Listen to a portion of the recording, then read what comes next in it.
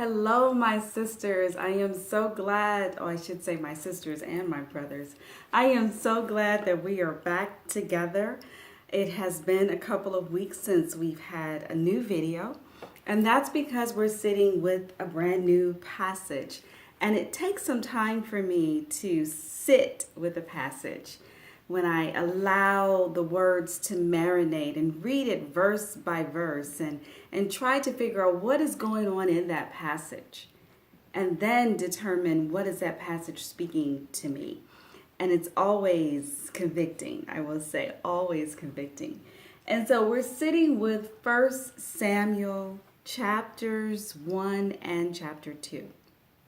And it will take us a little time to get through this passage. So if you have not read it, you still have time to read it because there's just so much to unpack in these chapters, and they really do tie together. And the center of our lesson is Hannah.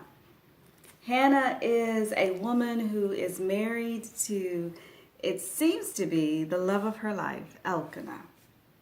And he loves her and she loves him, but Hannah's story is that she is not able to bear him any children.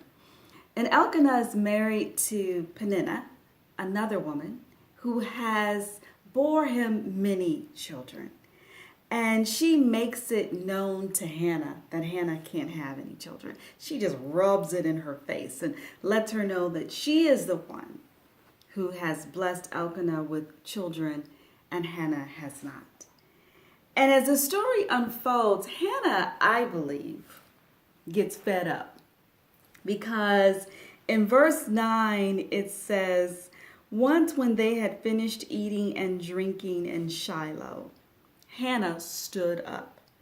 Now, to me, when a woman stands up, that's a message that she is fed up, basically. And a year after year, she is dealing with Peninnah, and Peninnah is rubbing it in her face that she doesn't have any children. And as they make this journey to Shiloh to worship, I think Hannah becomes overwhelmed and she is tired of her barrenness, and she is tired of praying and not having her prayers answered, or living with the fact that she has this man who loves her, yet she can't give him the child that she believes he should have from her. And in ancient biblical times, having children was a sign of God's favor.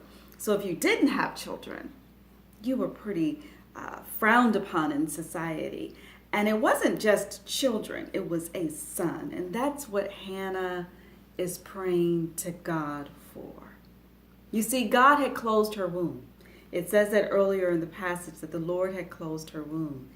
And so she wanted this thing so desperately that she was fed up. So she stood up and she went and she prayed and she poured her heart out to God, and saying that if you give me this son, I will bless him and give him back to you.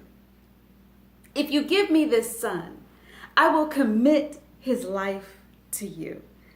I will sacrifice the gift that I'm asking for and give it back to you so that you can receive your glory. That was Hannah's prayer. That was Hannah's prayer. And she poured it out before the Lord. Now, if you read the commentaries on this passage, it lists Hannah as bitter. That her barrenness has made her bitter. But as I read it and sit with it, what comes to me is that Hannah was faithful in spite of her bitterness. You see, she took her situation and she poured it to the Lord. If you understand the context of this, they were traveling every year to go worship, which was customary in ancient biblical Jewish times, right? They were going to go worship. So they were a faithful family, a praying family, a family that worshiped. In spite of what was going on between Hannah and Peninnah, the rivalry, Elkanah was taking his family to go worship. And that's what Hannah was doing. They were going to go worship. And so she was faithfully doing what she was called to do. She was Elkanah's wife, even though she had no children. She was still faithful in that role, from what we can tell. And she knew where to go with her problems. She took it to the Lord. She poured it out. And what we see in chapter 1 is that Hannah's prayer was of desperation and pressure. She was desperately seeking the Lord in her barrenness. She felt the pressure in her bitterness because of a rivalry between the two women. But she took it to the Lord. That's chapter 1. But then in chapter 2, her prayer is different. Her prayer is different. Where I believe it's more of a delight and a praise, because God has answered her prayer. So chapter 1, desperation and pressure, but still going to the Lord. And in chapter 2, delight and praise, because the Lord has answered her prayer. The question that I believe this passage is asking us: what are we doing with our barrenness? Are we becoming bitter and allowing that barrenness to drive us away from the Lord? Or are we faithful in spite of our barrenness? And what we have to understand is that we all have barren areas in our lives.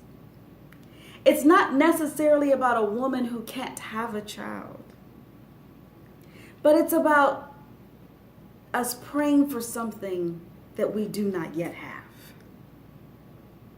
A void that's in our lives that we believe that only God can fill. Maybe it's a job that we want so desperately, that promotion or that ideal job that we are praying for and doing the work and being faithful in our service, but we yet have not received it. Or maybe it's a tangible thing like a house or a car or something that we feel that, we're praying for that show that we're successful in life or that we have what we want.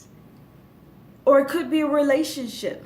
We want a relationship to go in a different direction, or we just want a relationship and it's not working. Or we want that relationship fixed and it just doesn't seem to be happening. Or maybe it's peace of mind. We want that peace of mind no matter what we're experiencing. Or, it's unforgiveness. We have not yet been able to forgive someone for the hurt that they've committed to us. Barrenness. Wanting something that we yet can't get, can't reach, can't have. It's empty. It's not producing what we want in our lives. That's what Hannah's praying for, to remove that barrenness. And if we're honest, we all have it somewhere in our lives. So the question is, will we be faithful in spite of our barrenness? And then another question is, where are you in your prayer life, in your relationship? Are you at the point where you're praying with desperation and pressure, where you're pouring your heart out to the Lord? Or are you in the place of delight and praise, where you have received what it is and you are praising God for what He has given to you? Or maybe you're in between. You've prayed, have not yet received it. Will you be faithful in spite of the barrenness? Will you press in like we talked about in the Garden of Gethsemane in Matthew 26? Will you check your motives like we talked about in James chapter 4, verses 2b and 3?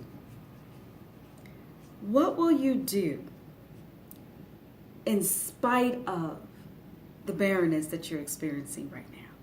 Because every situation, my brothers and sisters, is to drive us closer to the Lord. Not further away, but to drive us closer to the Lord. So as you sit with this passage in 1 Samuel chapters 1 and 2, ask yourself those questions. Are you in a place of desperation and pressure? Or are you in the place of delight and praise? Or perhaps you're in between. And if you're in between, what will you do? Will you be faithful in spite of the barrenness? I so look forward to our time of prayer together. I ask that you sit with this passage, and I ask that you allow the Holy Spirit to speak through these verses. And I look forward to our time of prayer together to see what the Holy Spirit is saying to you.